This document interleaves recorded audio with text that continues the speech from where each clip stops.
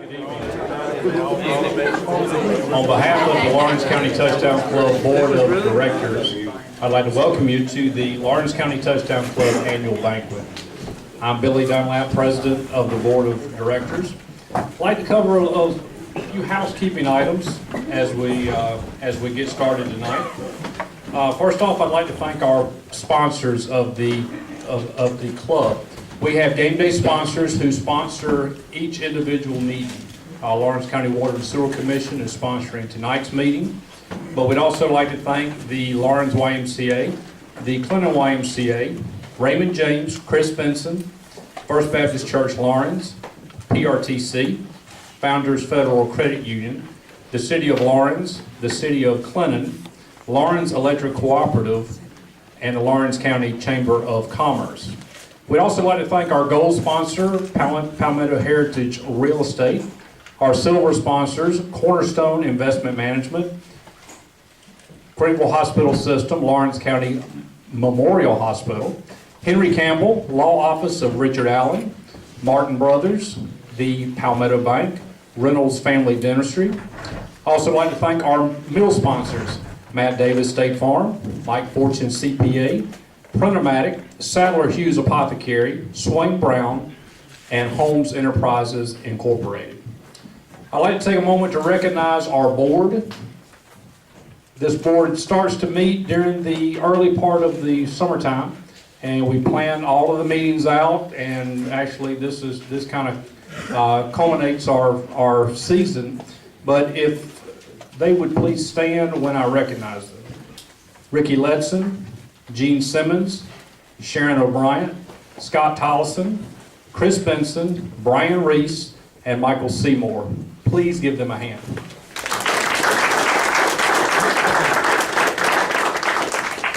One group that we started a couple of years ago was when we start to think about speakers that we have during the season, and we meet every other week during the season. We have a speaker at every meeting, and we have 7 meetings during the season. And this year, we had a great group of speakers. We start the season off with our 3 high school coaches, and they give a preview of the season. Then we had Coach Harold Nichols from PC. We had Coach Mike Ayers from Walford. We had Rick Patterson, who was an official in the NFL. We had Heisman Trophy winner George Rogers, Southern Conference Commissioner John Iamarino. Then we have an annual Clemson USC meeting, and we had the voice of the Tigers, Don Munson, and the voice of the Gamecocks, Todd Ellis. Now, when we start to put that list together every year, we put together a committee that we call the Lawrence County Legends. And that is a group that is a who's who in football history in this county. And we put them all in the same room, and we start talking about, who potential speakers would be. And they all know these guys. They can pick up the phone and call them. So our Lawrence County Legends, we have maybe 1 or 2 here tonight, but I'd like to recognize them. Bob Strock, Truman Owens, Sandy Crookshanks, Bobby Ivy, Mike Owens, King Dixon, Keith Richardson, Sonny King, and Callie Galt. Please give them a hand.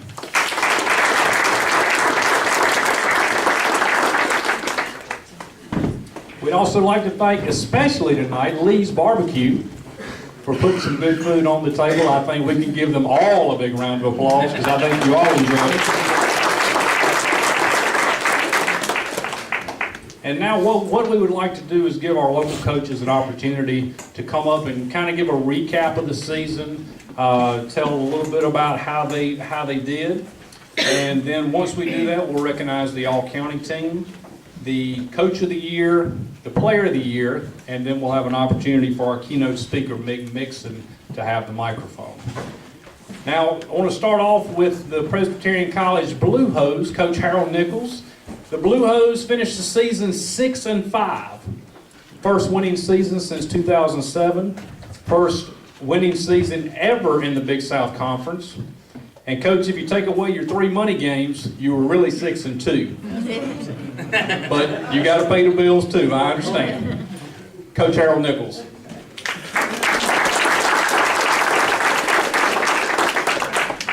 thank you very much. Can everybody hear me? Really excited about being here, fellowshipping with y'all tonight, celebrating football here in Lawrence County, and how excited we are to be a part of this. I want to thank, like we talked about, all the sponsors that make this happen each and every week during the year. I always appreciate y'all, including Presbyterian College, as you guys celebrate football here in the county, all the great athletes that are here tonight. Especially want to thank all the coaches, Coach King and Coach Kirk and Coach Liner, for all that y'all do for our youth and our communities. A little bit about PC this year. We had a pretty good season this year from the standpoint of beat Furman for the first time since 1979. Beat Western Carolina for the first time since 1969. And when I became the head coach at PC in 2009 to put us into this Division I transition, and I've had a lot of work put into this by a lot of people, and this year some of that work came to fruition, and a lot of validation for a lot of hard work by our players and our coaches, our administration. I stand here on behalf of Dr. Claude Lilly, our president, and Brian Reese, our athletic director. You've heard me mention many times about all the things that he does behind the scenes to help us be successful, not only in football, but in all of our sports over there at PC. So excited about where we're going as a program, and the turn that we've made this year. Enjoy coming over here and celebrating this with y'all each and every other week. I love living in Lawrence County. I love raising my family here. Love high school football on Friday nights. There's nothing better than that. And come over and being able to watch you guys play and be able to share in your victories and mourn in your losses.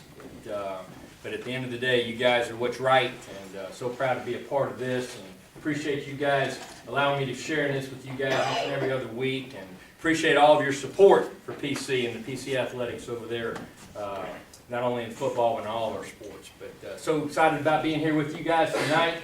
Excited about hearing Mick speak and being a part of this. And thank you guys so much.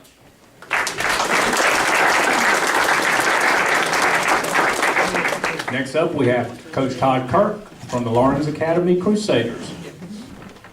Did he use the microphone? No. Did he not? Thank you all so much. Like Harold said, this touchdown club is special.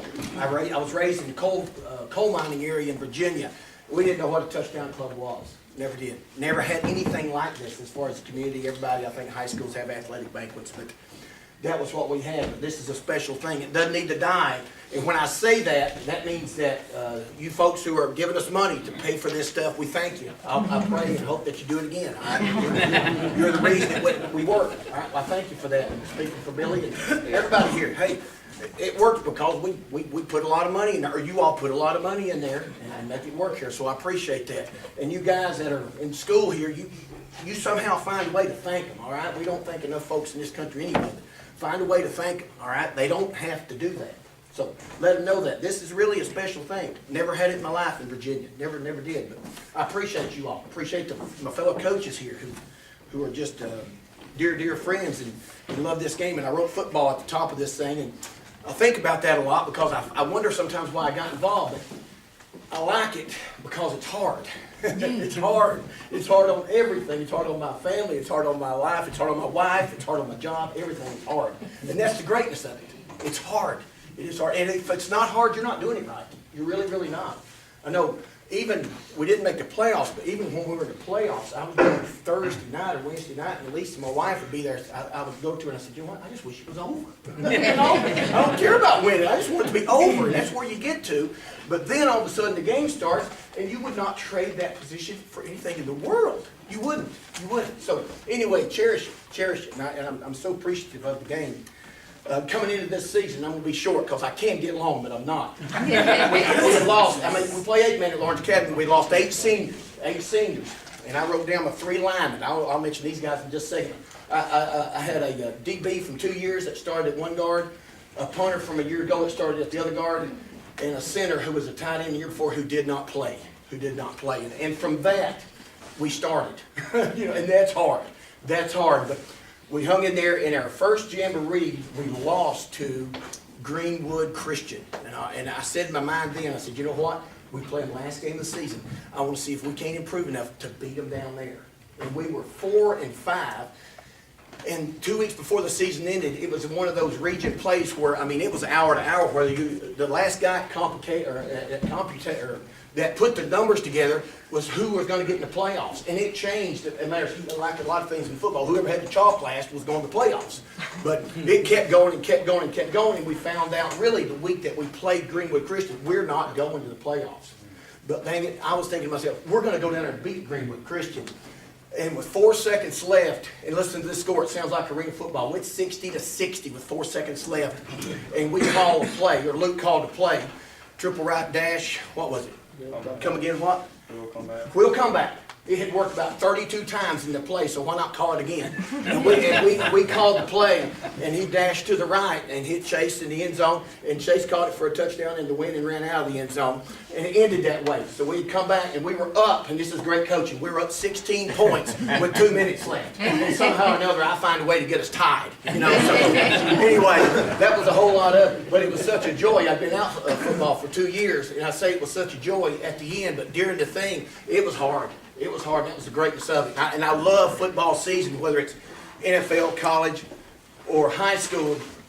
And I travel a lot during these times. I travel at night a lot. And I'm a Tennessee guy. I went to school at Knoxville.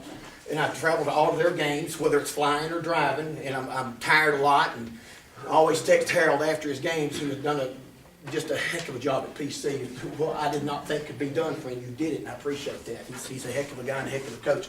I shared an office with him 2 years at PC before I left, but we have a gym in him, and we need to keep him around here.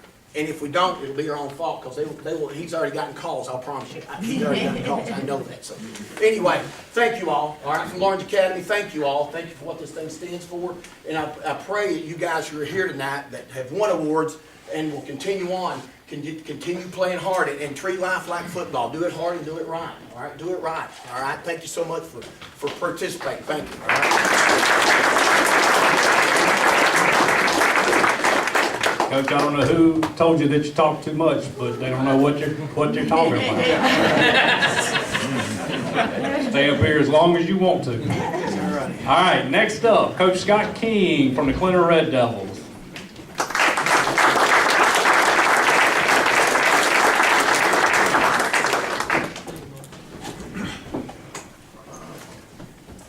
Very glad to be here tonight. Want to thank the Touchdown Club as always. The only thing for the kids is they don't get to get out of class. They don't miss third walk. I always told them going back, you know, Coach Nichols would always come down here and talk about his PC guys that don't get to come down here and eat because they're in class. I said, gentlemen, enjoy it. We can still get you out of class in high school. We just got to make sure you get it done when you get back. They all enjoy coming. They appreciate everything that you guys have done for them. We appreciate that. They really do. They really do appreciate it. You guys know our season. We started out poorly, finished up strong. Lost to Greer in the first round of the playoffs. Had a chance to go up there and beat them. They were undefeated. Kids believe we were going to win, just like you're supposed to. There's a lot of young men in this room tonight that believe that. They went out and they battled their rear ends off for it. They came up just a little bit short. You know, they had a lot of heartbroken young men, but they laid it all out there. They did that every week. Got several seniors in here that you're going to hear their names here in just a few minutes, but they laid it on the line. I couldn't thank them enough. Those of you that have been there supporting them through all the good, all the bad. They're a bunch of good Red Devils. These young men that you're going to see and hear from Clinton High School tonight are without a doubt excellent representations of what Red Devils are supposed to be. Hopefully, their children, and you guys know this now, in our community, it's hard sometimes to keep people coming back to live here and wanting their kids to be here and stay here. That's hard. There's not a lot of industry, not a lot of jobs.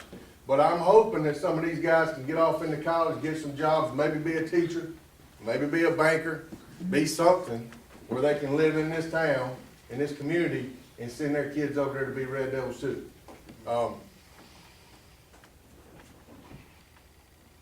these guys are special, like I said. And we appreciate everything, and they laid it all on the line, and I'm proud of all of them. I want to thank my family. My wife's not here, she's at church with the boys. I did bring my dad tonight. I told him we could get some free barbecue. One thing that King men do well is eat. We don't do a lot of other things well, but we sure do eat.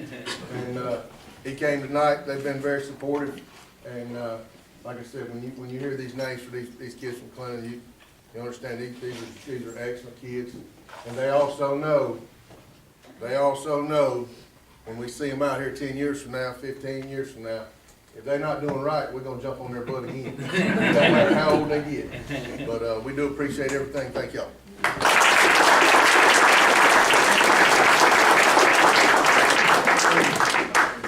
Next up from the Lawrence Raiders, Coach Chris Liner.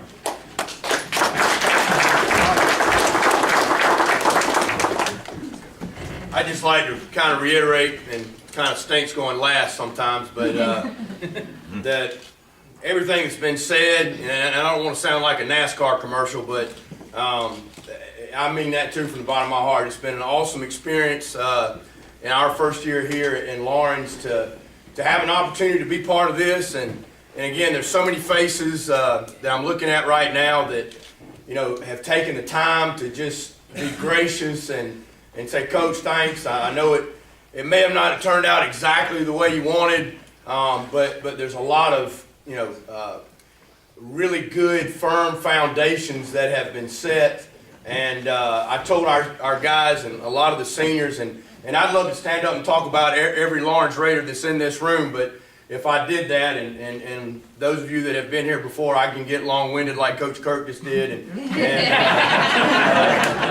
we'd all end up at Waffle House by the time I got done. So I'll just leave that alone. But certainly appreciate all the guys that were part of our team this year that are here tonight. Wouldn't have an opportunity to be here with, and I'm looking at Dalton and Ben and Tay and all these guys that are seniors that won't be back with us next year. And what we told them, and I know it's hard that last Friday night, and if you coach, you know what we're talking about, or the last Saturday when you're together for the last time, and you kind of feel like you're at a funeral. You don't know what the heck to say because it's not going to do any good no matter what you say. But the only thing that came to my mind this year is, and it was cool because it sometimes as a coach you kind of try and think of, you premeditate things to say. I'm going to write this down so however it shakes out, I'm going to say this. And I didn't do that. And I just said, you know what? You guys, you're the match that's going to start this fire. And I think when they look back on it 20 years from now, 10 years from now, when they're all together, and I'm not a fool. I know a lot of people here from Lawrence, that have been following Lawrence football for a long time. You've heard this song and dance before. You've heard it several times over the last 14, 15 years. But I'm looking at you dead in the eye and telling you this is the last time you're going to hear it. And because these guys that I just mentioned have given us the chance. We got beaten the last game of the year 12-6 by a very good Greenwood football team that played in the Upstate Championship this past year. 4 of our losses were by a touchdown or less. There was we had one game that got away from us. Every other game that we lost or won, we were in it to the end, and it was frustrating because we could have easily been an 8-3, 9-2 team, and we just weren't. We didn't find a way to get it done in the end, and that's on me, and I take full responsibility for that. But it was a heck of a lot of fun for a long time, and even at the end, it was a heck of a lot of fun because of the people that I'm looking at now, and the ones that are not shaking your hand with your right hand and taking a dagger and sticking it in your back with the left. And I saw so much of that this year because, that's the society, unfortunately, that we live in is, people can look at you dead in the eye and tell you what you want to hear, and the moment you walk away, things change. But that's not what I saw with the people that I met this year. And again, many of those people were in this room, and we're certainly appreciative. Got to see my first 8-man game this year, Coach. One of my dearest friends in the world, Coach, is the head coach at Richard Wynn Academy, and went and watched them win the state championship in Sumter, which was really cool after I got over the whiplash from the 70 to 60, because it was like that, and it was man, it was fun. I didn't think I'd enjoy it as much as I did, but not that I think what we do is any more important than you guys, by no means, because it's not. But I had an absolute blast watching that game. I want to thank Coach King, Coach Nichols, and Coach Kirk for again what all you mean to and have meant to and will mean forever to this community. I want to thank again everybody that's here, and look forward to many, many, many years to come. I hope that I'm completely bald-headed and fat, because that's my goal as I get older, and and still standing here in front of you and talking to you 20 years from now. Thank y'all.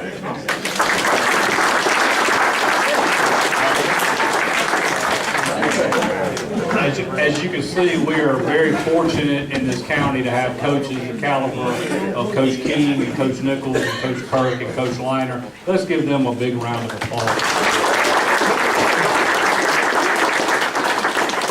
All right, now we're going to recognize the all-Lawrence County team. King Dixon, would you mind coming up and presenting the awards for us? I'd be honored to. Thank you, sir. If I can do some bobbing and weaving. For those of you who don't know King Dixon, I was not around when he was running the pigskin, but from what I understand, greatest running back to ever come out of Lawrence County. I tell folks when I played, I was the fastest white boy in Lawrence County. You hadn't been bow-legged, you've been fast. You'll get your arms around those bow-legged. Who is that coming from?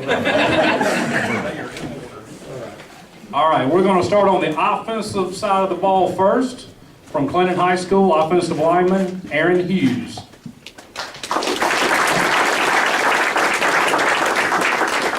And guys, when you come up, you can get your certificate and then you can go sit back down. We're going to get everybody together afterwards to get some pictures. We're going to bring them all up at one time.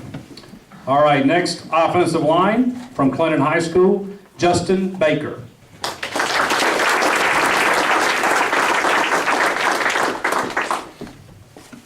Congratulations. Offensive lineman from Lawrence High School, Ben Santos.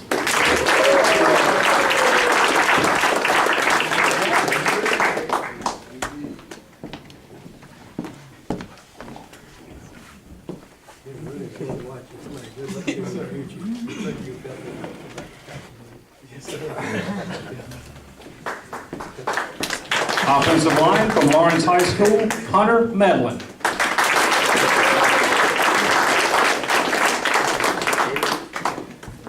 If you ever had the chance to listen to a Lawrence Raiders radio broadcast, you got a chance to hear King Dixon as the color commentator. And one thing I told King this earlier in the year, I said, I can tell you were a running back, because every time it was a good run, the running back did their job, but it was Hunter Medlin and Stevens Johnson and Ben Santos opening that hole for them every time. All right, on this offensive team, we're doing a little different. We're going to play 4 offensive linemen, and we're going to go 2 tight ends. One from Clinton High School, Chandler Todd.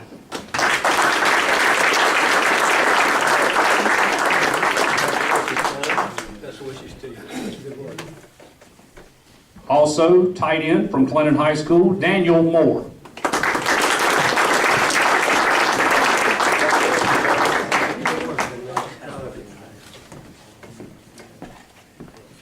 Now we're going to wide receivers from Lawrence High School, Casario Whitmore.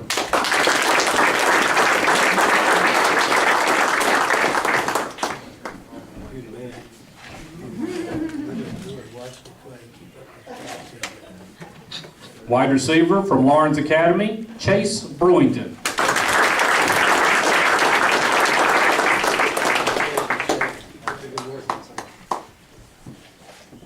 Running back from Clinton High School, Shaquem Dowdy.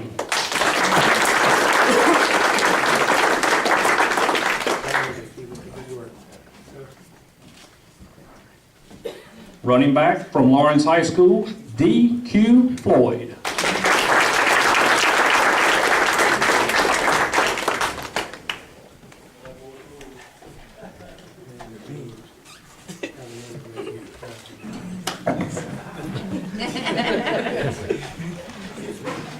And a quarterback from Lawrence Academy, Ryan Holmes.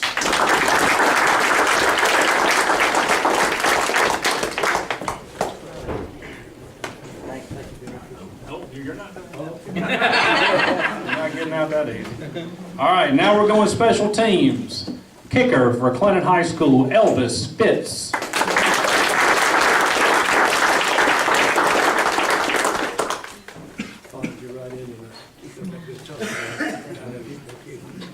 Did you ever play defense, King? Oh, yeah, had to in those days. All right, on the defensive side of the ball, defensive lineman from Clinton High School, Hezekiah Simpson.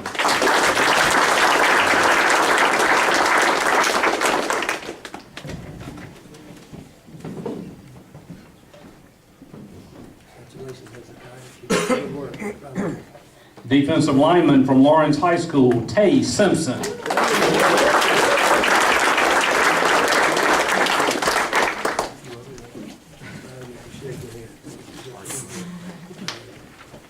Defensive lineman from Lawrence High School, Jalen Walker.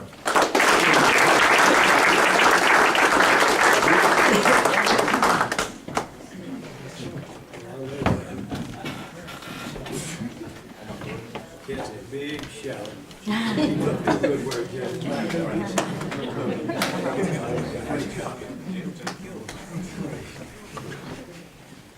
All right, linebacker from Lawrence Academy, Robert Williams.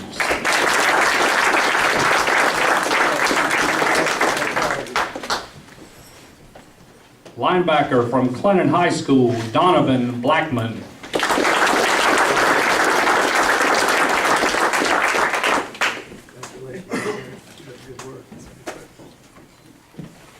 Linebacker from Clinton High School, D. Jennings.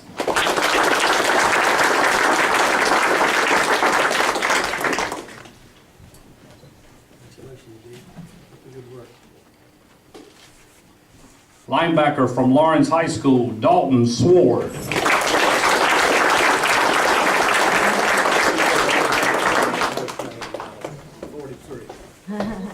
Linebacker from Lawrence High School, Chuck Johnson.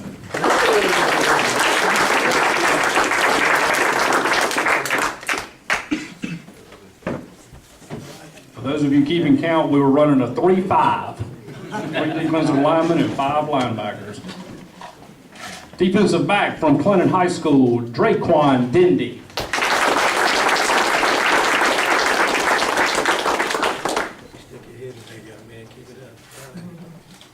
Defensive back from Clinton High School, Tay Cook.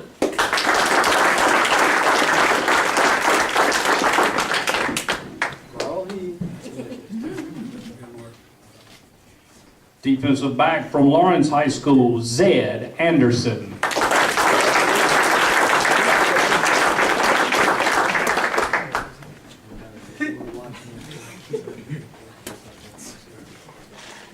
Defensive back from Lawrence High School, Thomas Jones.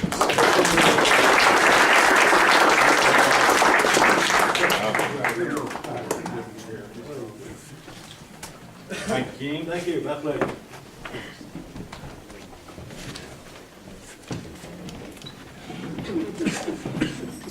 All right, now we're going to do it a little different than what the program says. We're going to do Coach of the Year first. You had an opportunity to hear from the 3 high school coaches. All did a fantastic job.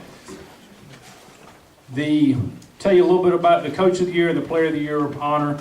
That is voted on by 3 members of the media from the county. We did this a few days ago. But the 2014 Lawrence County Touchdown Club Coach of the Year, Coach Chris Liner.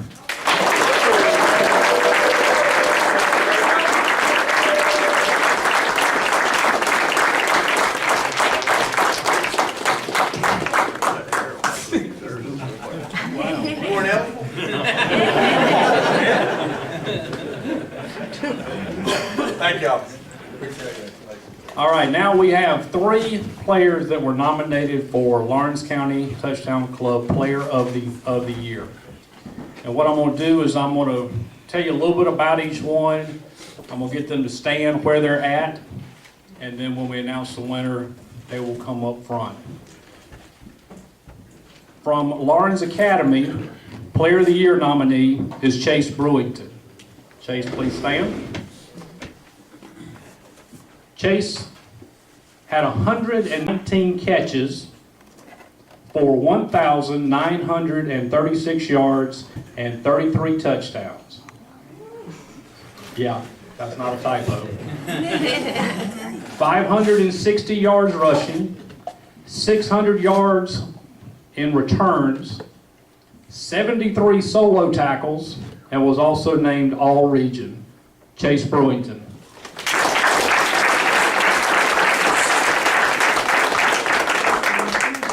Now from Lawrence High School, linebacker Dalton Sword.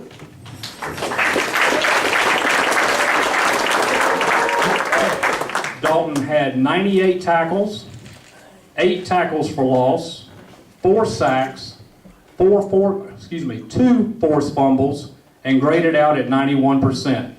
Dalton Sword.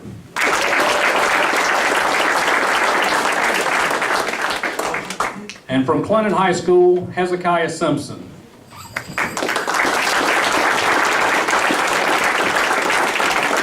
Hezekiah had 68 tackles, 17 tackles for loss, 8 sacks, 183 yards rushing, and 2 touchdowns, including a long one against the Lawrence Raiders. Hezekiah Simpson.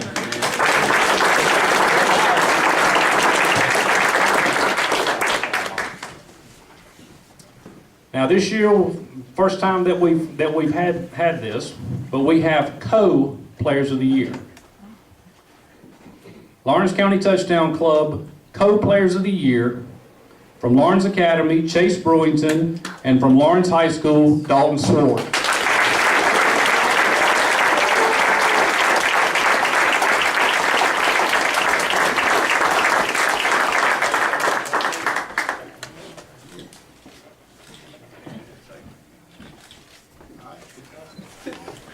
Let's give all 3 of those players a big round of applause.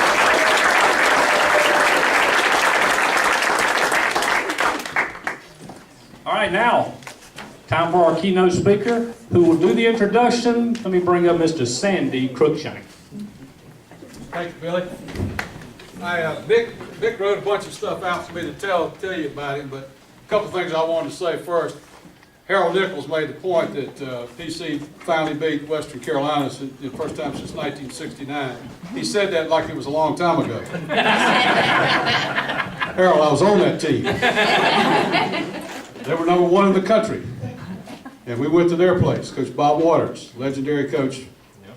Bob was coaching up there. We went up there and kicked their butts and came home 40-something years ago. We got face mask right after that. And listening to King talk about himself, that he doesn't usually do that when he's broadcasting. But one thing, it reminded me of when he was given the invocation. I was doing a ball game down at Newberry. Clinton was playing at Newberry High School. And the preacher didn't show up. That was supposed to do the invocation. So the PA guy looks down in the stands and he sees another minister and says, "Reverend," runs up there, hands him the microphone after he's run up 2 flights of steps. And so the guy's not prepared. He prayed for the sidelines. He prayed for the chalk, the goalpost. Finally, the PA guy punches him and he's like, wrap it up. The band's down there waiting to play. We're 6-7 minutes into this prayer. And so he says, "And Lord, we know football is a violent game, so let all the violence tonight be in thy name. Amen." What could you say? I mean, we were on the air, I was like, what a wonderful talk. We had been through 5 commercials. Enough about me. The guy I want to introduce you to tonight is somebody I've known for a good while now, and remember meeting Mick the first time up in Charlotte in preseason with the Carolina Panthers, and you know, I'd heard him on the radio, and I'm going like, you know, gosh, what is this guy going to look like? What's he going to act? You know, most play-by-play guys, and I did it for 25 years, we got an ego. Not this fellow. He's just a good old guy. But the one thing I did really like about Mick and listening to him over the years, many of us have heard Jim Phillips and Bob Fulton, just great names from the broadcast industry. And what their specialty was, you know, guys in radio, we can always say this because the TV guys, you know, they got the replay and all they got to do is show you the picture. They don't really have to be very good at what they do. You know, they just put on makeup and Mick and I got the face for radio. But what the radio guys do is they paint a picture. And if you can sit, you know, in your living room or your kitchen or wherever, and you can listen to a fellow like Mick Mixon tell you about what's going on the field, it's just like being there. You know, I mean, he hands it all to you.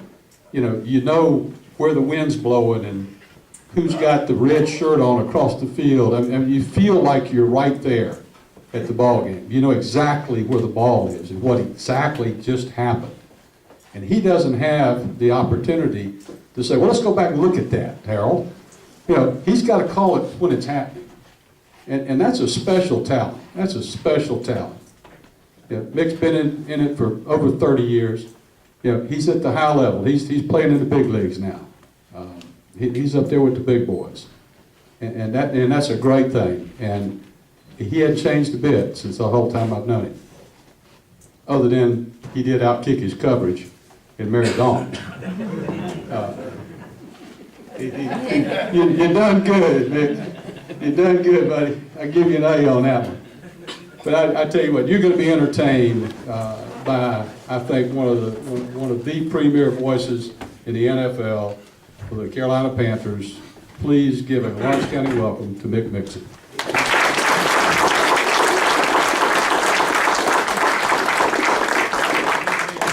I didn't read a darn thing you wrote down. There you go. Well, first thing I want to say is, Coach Todd, what you said really touched me because when you were talking about how hard football is, I thought, you know, Coach Todd is right. And for an example of how hard football can be, I invite you to watch or listen to the 2014 Carolina Panthers of the National Football League. We are 3-8-1, and I was telling Sandy at the table, I said, Sandy, I don't remember what I talked about the last time I was here, but I really don't feel like talking much about the Carolina Panthers. And he said, well, that's good because, frankly, we don't really want to hear about the Carolina Panthers. But Coach Ron Rivera of the Carolina Panthers, soon after he met my beautiful bride, Dawn, he wiped me on the back and he said, my respect for you has just increased. And I said, well, why is that? And he said, well, I like a man that doesn't know his own limitations. So I understand that, but babe, thanks for coming with me tonight. I love you. And she's there, you know, she's a good football wife. You coaches know how important that is. And speaking of coaches, I mean, just to be in a room with Coach Harold and Coach Todd and so many others, the award winners tonight, and the great King Dixon. I mean, just to shake hands with King Dixon, you feel like you're wealthy in ways that go way beyond money. So it's humbling, it's an honor, and on behalf of the entire Carolina Panthers organization, congratulations to all you award winners, and thank you all for letting me visit with you for a few moments. Now, this will shock you, but when I was young, I was a little bit skinny. It took me a while to fill out into the alpha male that you see here now before you. But I loved football as a young man. My dad was a chemist, a chemical engineer. He had no idea. He liked differential equations and analytic trigonometry. He had no idea the hold that a helmet and a ball and a tee and shoulder pads could hold on a young boy's soul. But my mom was the son of a coach, and a wrestler and a basketball player and a boxer, and she knew. So even though I was a little ectomorphic and a little bit light in the trousers, my mom took me to play Chapel Hill High School. That was my hometown, Chapel Hill, North Carolina. We had our high school and we had junior high school, but I wasn't good enough to be on any of those teams. But we had City League. We had tackle football. She took me to sign up when I was in the 10, 11, and 12-year-old age group to play for the Chargers. So I got my uniform. I was number 25 playing for the Chargers. And we were the worst team in the league. Later in my life, I realized that every team I was on was the worst team in the league. As if there was some kind of cause and effect relationship. But I have my uniform, and this is 1968 that I'm telling you about, my hometown of Chapel Hill. We could get on buses. If we had time, I could take you right to the field where this happened, what I'm getting ready to tell you all about. And in the 1967 season, young men, I had set a record that still stands in the Chapel Hill Carborough City League, and that is I played the entire 1967 season without ever having to wash my uniform. And I was on pace to tie the record in 1968 that I had set in 67, because Coach Anderson, my coach, did not see my potential and my ability to help the team. But so he was kind of holding me back. I was on the bench every game. Well, this one game, the Chargers were playing the Dolphins, and the Dolphins were the best team in the league. And I mean, the Dolphins had the uniform. They had the pedigree. They had guys like Chase and Jalen and the rest of them, and Ben Santo. They had all these great players on their team, and they had the best player in the league, whose name was Rodney Taylor. Now, Rodney Taylor was about 7.5 feet tall. He had a mutton chop sideburns. He had a 401k, a girlfriend, and he drove his own car to the game. I always felt it was a little unfair that Rodney and I were in the same league and on the field together at the same time. Well, this is a muddy, cold day at this field in Chapel Hill. It's November of 1968, and we get guys hurt. We get Jeff Augustine gets hurt, and then Mike Fallon gets hurt, and then Gus Jardee gets hurt. And so Coach is looking down the bench, and he sees me, and he says, "Mixon, get in there for Augustine, and tell the rest of the boys on defense to be on the lookout for Rodney Taylor running up the middle." Well, this was great coaching on his part, seeing as how Rodney had already rushed for approximately 200 yards against us in this game. So I can't find my helmet. I'm not wearing any kind of protective device because I never really needed it. I can't find my mouthpiece. I'm over there reading Sports Illustrated on the end of the bench. I'm not warmed up or anything, but I get up and I find my helmet and I grab someone's mouthpiece. And as much as I love football, my helmet, if you can imagine a skinny little boy, age 10, my helmet did not fit. In fact, if my chin strap was not buckled, you could spin my helmet around on my head, and my shoulder pads chafed right under my armpit. I had this red raspberry the entire season, just from the shoulder pad and how they didn't fit me too good. But anyhow, I got my helmet and I'm running out, and I remember, man, it's cold and I'm getting ready to play me some tackle football. I cannot believe how excited this is. So I go out there, and then the rest of the guys who are on the field, they're not greeting my arrival into the game. Enthusiasm. Here's what they're doing.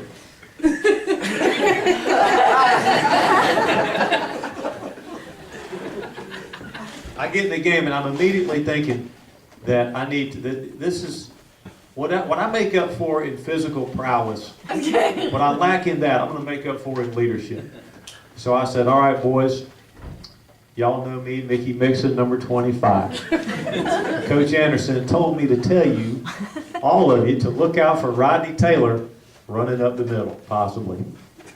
I can't tell you what my teammates said, but they responded in the affirmative. So we break the huddle, and I'm in at linebacker. So put my hands on my knee pads. I get down in an athletic stance. And sure enough, the Dolphins snap the ball, and they hand the ball to Rodney Taylor. this cappuccino colored skin, this uniform that had mud and sweat and blood and all the elements of football on it. Here's my uniform. Looks like it's just come from Dick's Sporting Goods. So they snap the ball, and here comes Rodney Taylor up the middle in this corridor that seemed about as wide as between these two poles right here. And it's as if in this moment of my life, the most important moment besides meeting and marrying Dawn Elizabeth Thomas, the most important moment of my life is what I'm sharing with you tonight. It's as if my teammates get beamed up to some starship. They're all just gone, and in this corridor right here, it's just me and Rodney Taylor. Near as I can figure, Rodney outweighed me by about 120 pounds. Well, he sizes me up, and I can feel the earth. You guys have been able to feel the earth moving when someone's coming at you? Boom, boom, boom. Kind of like a dinosaur coming at me. So I look, and Rodney has sized me up, and he's decided, because my thought is, I now know how a squirrel feels when it's in the lane of traffic and a truck is barreling down right on it. The squirrel doesn't know whether to go left, go right, go left, go right. And I'm thinking, what I'm going to do is, I'm going to figure out which way he's going to cut, and then I'm going to dive the other way. So as to create the illusion that I just missed the tackle. But he sizes me up. What's your name, young man? Chuck. He gets about as far away from me as Chuck is. You're Rodney, I'm me. And he sized me up, and he decides in this instant that he's not going to cut.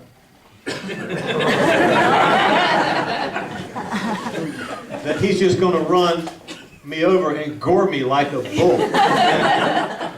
And so I'm backing up. I'm sure I'm making a sound for you older people, kind of like Curly on the Three Stooges. You know, I'm kind of trying to figure this all out. And Rodney Taylor lowers his big, massive axe-handle shoulders, and this grunt. He makes this grunt like this, and he's going to try to run me over. Well, I hop up on him. I step to the side, and I hop up on him, and I grab hold of his neck, and I swing my right leg over his midsection. And I'm grabbing on as tight as I can. And ladies and gentlemen, when I look up, we are rolling down the field. And I feel the wind. I feel the wind coming through the opening of my helmet. And I look down, it's muddy, so there's not that, the yard markers are muddy, but I see, they snap the ball on about the 25. I see the 35, the 40, the 45. And I'm thinking, man, I have never been this fast before. Not even on my bicycle. So I said, well, let's see how this is going. Surely my teammates, surely help has arrived. I look back, and this big fat kid named Steven Pagano on my team, he's way, I mean, we've already passed him. He's running, but he's not going to be able to catch him. So I look to my right, and I see Coach Anderson, and he's high-stepping down the sidelines, whistle, clipboard, get him down, get him down, get him down. He's doing that. And then I remember, I'll never forget how Rodney smelled. He really did not smell very good. He smelled like he'd been doing this a while, and he needed to wash his uniform. But, oh God, and I'm thinking, he sort of smells like football. You know, he just smells like the old pigskin of football. And then I'm thinking, I wonder what I smell like to him. I probably smell like a dryer sheet. In fact, I wonder if he even knows that I'm here. Well, I'm almost to the end of what I'm telling you. I look down, and these piston-like legs, these turbine legs are churning. And I see that the only hope I have of getting this elite athlete down is to insert one or two of my dental floss-like legs into this machine and somehow jam the pistons. And so that's what I do. I slide down his waist. I got it pretty safe, secure around his neck. It's been a heck of a ride so far. But I slide down his shoulder pads, and I slide down his big muscular torso, and I look down where his legs are, and I try to time it up just right, the power stroke. His left leg comes up, and I think, this is my moment. So I put my two legs right in between his legs. And son of a gun, the great Rodney Taylor has taken his last step. And so he dives. He knows he's going down, so he dives for the goal line, which is coming into focus pretty rapidly. We dive through the air, and I remember just sliding up in the air, and we airborne for a while. Then we slide, and then we go, and we stop at the 3-yard line. And I'm so happy, I'm euphoric. My first thought is, as the good ship Rodney Taylor has landed, my first thought is, none of my weight-bearing bones appear to have snapped. I got up off of him. My second thought was, I'm really not tired at all. I feel pretty good. And I may be better suited for this game than I thought. And not only that, but I have mud on my left knee and some mud on my right knee. I'm muddy. I'm so happy about that. And so, Rodney Taylor was winded. He was pretty tired. So it's just the two of us, you know, just this great athlete and me, and we're in this little space of my childhood and my development and adolescence. You know, puberty would be many years away yet. But I look down, I'm already up, and Rodney's still on the ground. So I look down at him, and I extended my hand. And my little white, skinny hand disappears inside his big cinnamon hand. And I help him up, and he stands up. And I look up at him. Jalen Walker, was that your name? Jalen, where are you? He's bigger than Jalen. When Jalen came up here, I remember thinking Rodney was bigger than Jalen. And I looked up into his eyes, and I said, Rodney, I'm number 25. My name is Mickey Mixon. And let this be a lesson to you. Don't ever run my way again. That's great. So anyhow, with that, I'll wrap up my remarks by saying just this one thing to you athletes and you coaches and also your caregivers. Football is the greatest game going. And where else could someone like Rodney Taylor and me commingle our lives? Where else but in the huddle or in your locker room or on your practice field or in your school or in the stands? Does it matter less whether you're black or white, rich or poor, freshman, junior or senior? What really matters is that you're all pulling in the same direction. You're all working together for one common goal. And why can't we get along in society as well as we get along on our athletic teams? Why can't in society we realize what we instinctively know when we play football together? And that is we're all much more alike than we are dissimilar. And all we really want is a chance to get in the game, work up a sweat, and be happy. And so tonight, on behalf of the Carolina Panthers of the National Football League, I toast you, salute you. I hope I get to broadcast some of your exploits because we could use you. And I want us all to just raise our imaginary tea glasses and toast the lessons that football teaches us because they're so valuable and they last a lifetime. Thank you, and again, congratulations.